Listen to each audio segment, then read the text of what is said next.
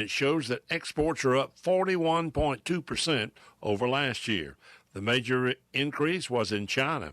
U.S. peanut exports increased in China by as much as 41%, but in-shells were up 292% as China was the number one buyer with over 204 metric tons. Vietnam was another one right next door that bought 8,000 metric tons. Canada ranked third, and Germany was fourth on in-shell peanuts, and Mexico number 5.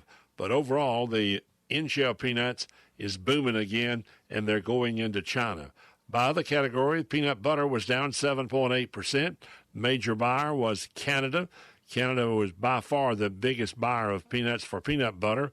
Mexico was number 2. Saudi Arabia was ranked third. Japan number 4. And South Korea number 5. Those were your top 5 in the purchases of peanut butter. Then you got to go to export raw shell peanuts. Again, the top buyer was Canada, followed by Mexico. China ranked number 3 on raw shell peanuts. The Netherlands were number 4, and Japan number 5. But overall, a great year for peanuts, and we've got to get this crop gathered. The Environmental Quality Incentives Program, or EQIP, is a continuous sign-up program allowing landowners or operators to apply for financial and technical assistance from many types of conservation practices. And USDA's Natural Resources Conservation Service in Florida has made it easy to get more details. Just log on to www.fl.nrcs.usda.gov. You'll find links to more detailed information on the overall EQIP program, or simply stop by your local NRCS office.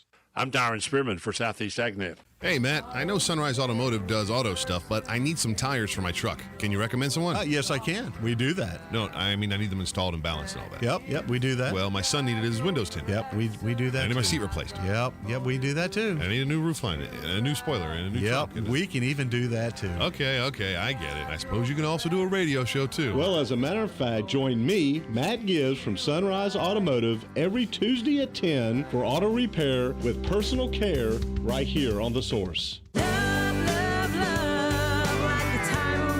Howdy, folks. RL here for Dairy Queen again to tell you about what's hot and what's not. Dairy Queen has some of the best char-grilled chicken breasts on earth, as well as their chicken breast salad. And the burgers are exceptional, cooked on a real grill for the best flavor and less fat. And for dessert, blizzards are unequaled. Personally, banana split is my all-time favorite. Dairy Queen Silver Springs, where we always treat you like kings and queens.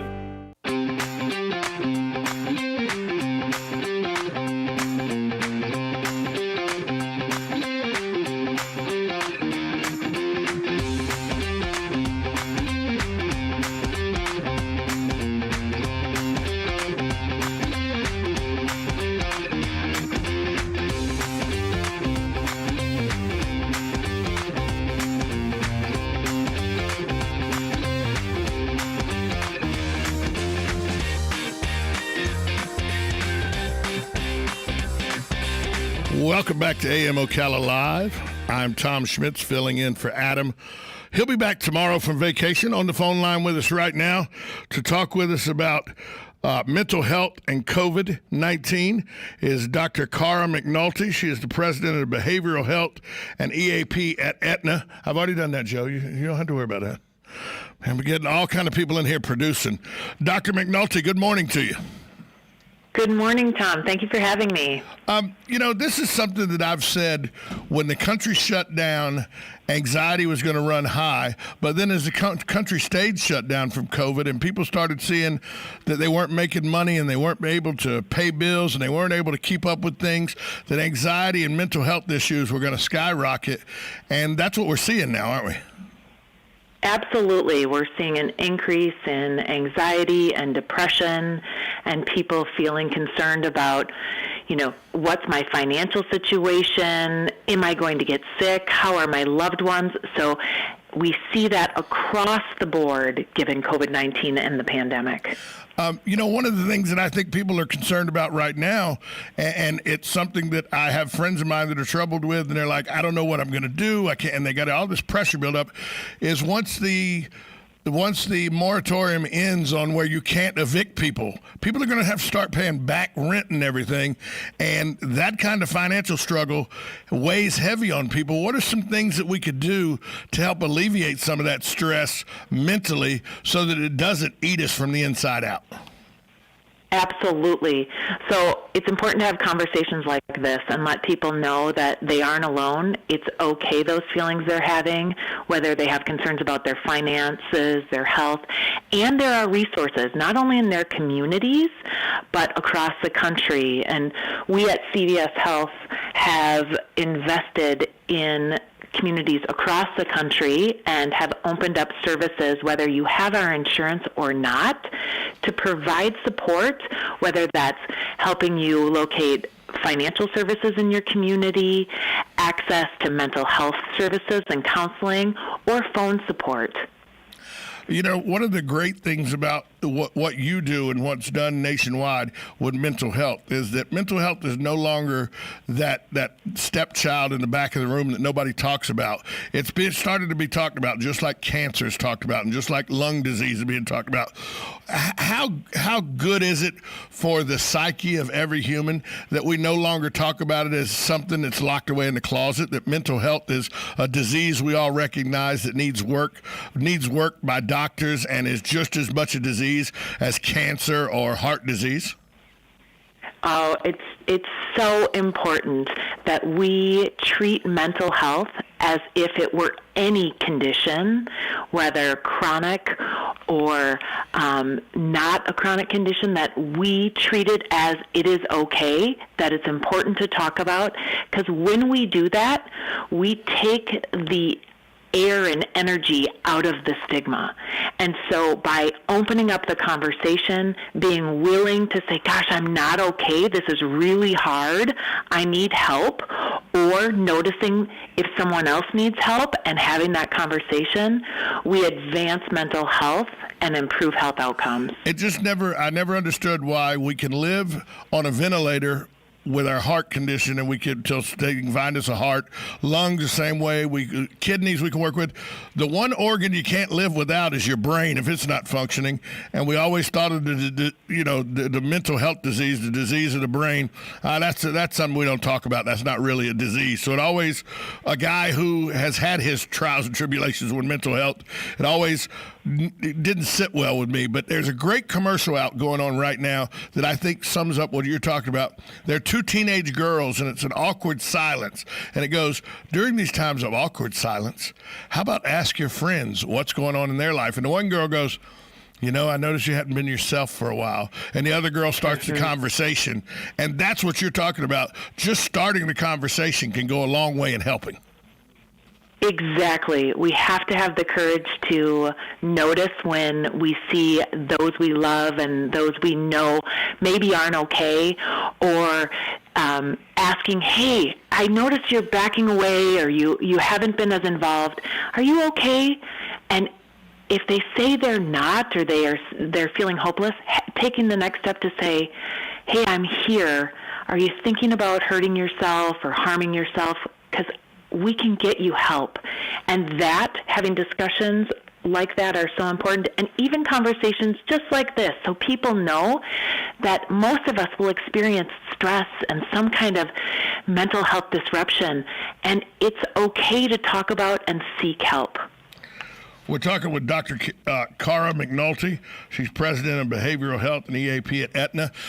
Doctor, when we talk about mental health and we talk about how inclusive it is, people, how recognizable it is, people sometimes miss signs. What are some of the signs that you would look for? Is it just a behavioral change? Is it somebody that normally does something one way changing to do something else? What are some of the things that if you were a friend, you would look for to maybe say, hey, are you okay? Is everything all right? Yep, we look for things like someone who is withdrawing or socially isolating, and that's hard right now because we, in the pandemic, have to isolate, but you notice their behavior has changed. Maybe their appearance has changed. They're not taking care of themselves like they normally would, or they're sleeping a lot or not sleeping enough, or they have erratic mood swings, anger, or they're talking about feeling hopeless, that they're a burden, or even talking about taking their life.